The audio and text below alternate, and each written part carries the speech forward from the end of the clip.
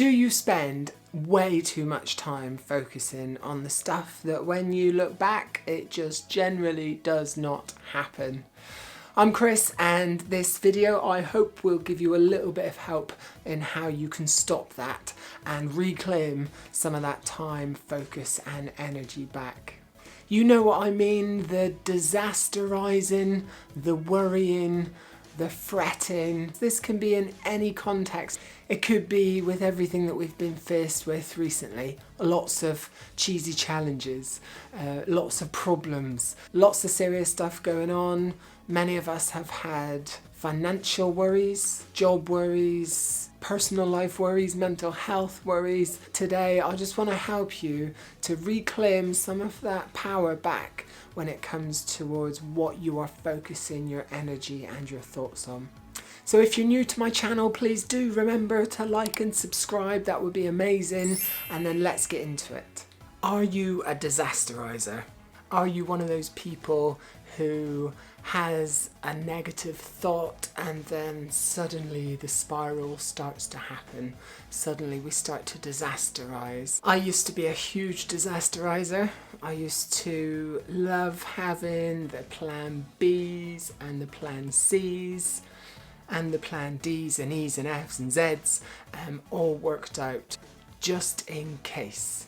Because you never know what might happen, so may as well be prepared, right? And I truly became aware of this back in 2012. I was getting ready to set up my own business, big deal, and of course my disasterizing was rife. What if nobody likes me? What if nobody books me? What if I make no money?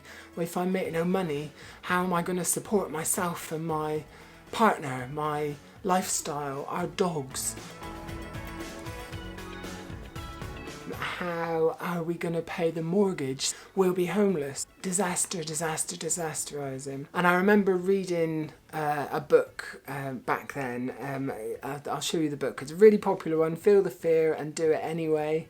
It's been around for decades by an amazing lady, sadly no longer with us, Susan Jeffers.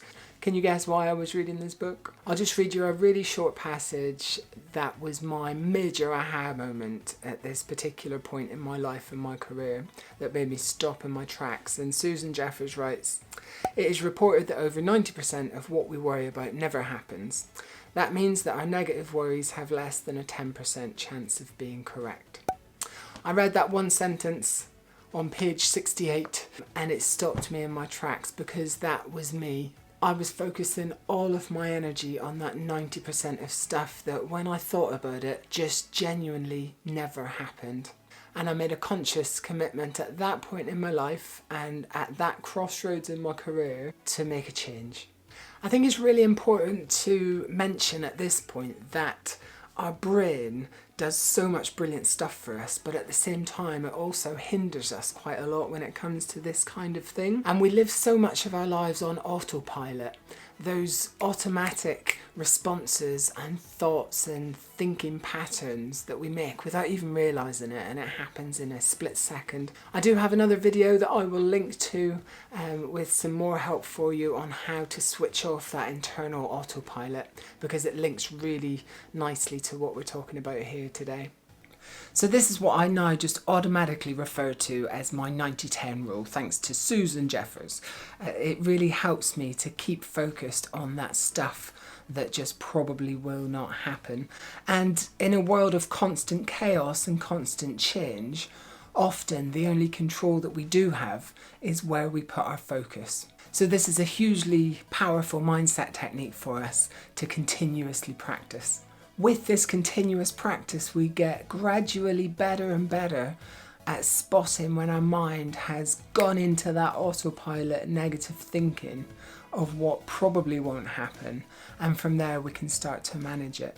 If you're getting some good stuff out of the video, do give me a subscribe. There are loads of other videos on how to help your mindset and your resilience on my channel. This isn't about the cheesy positive mental attitude of just hope for the best. That serves a purpose. That's not where I'm going with this stuff.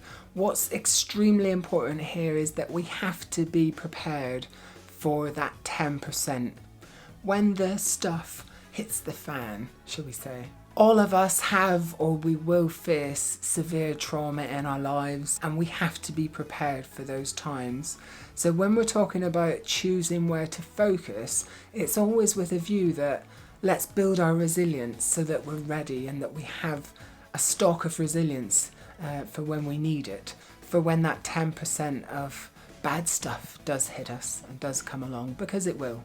Unless we are very, very blessed and very, very lucky, it will. How to get started then? Begin to notice when you are in that autopilot mode. Start to get good at switching off that internal autopilot. Start to notice when it happens, when your thoughts are going down a negative road, when you notice that you are spending a significant amount of time worrying. Begin to get good at looking back, at reflecting, did the bad thing happen? Chances are it probably didn't. And remember that for the future. Once we start to get good at noticing it happening, from there we can start to much more effectively and consciously manage the negative thoughts when they appear, so that we're not burning all this energy, time, focus on the negative thoughts. All of this sits so firmly in the land of having a growth mindset, which I will also link to if you would like a little bit more support on how exactly to develop more of a growth mindset than a fixed mindset. Let me know in the comments, what do you reckon? Have I missed your top tip? We all need to know it. Please tell me below what really works for you when it comes to this. Do remember to subscribe for regular videos to support your mindset and your resilience development. That's all for now. Thank you so much for watching. I will be back soon. Over and out.